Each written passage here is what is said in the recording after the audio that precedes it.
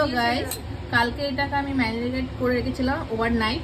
এখন আমি এটাকে ফ্রাই করছি। এর মধ্যে আমি 2 চামচ কর্নফ্লাওয়ার দিয়ে দিয়েছি। কর্নফ্লাওয়ার দেওয়ার পরে এটাকে আমি মিক্স করে এখন আমি এটা গরম তেলে ফ্রাই করছি।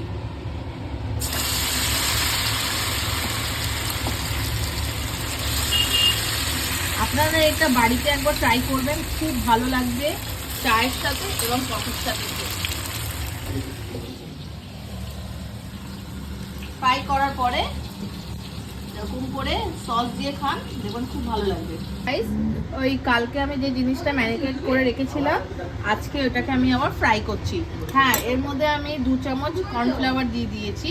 কর্নফ্লাওয়ার দেওয়ার পরে ওটাকে আমি পুরো মিক্স করে এখন এটা। হ্যালো গাইস, কালকে এটাকে আমি ম্যারিনেট করে রেখেছিলাম ওভারনাইট।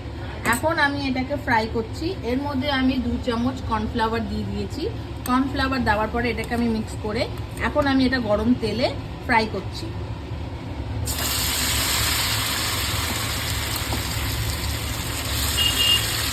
আপনারা এটা বাড়িতে একবার ট্রাই করবেন, খুব ভালো লাগবে চায়ের সাথে এবং কফির সাথে।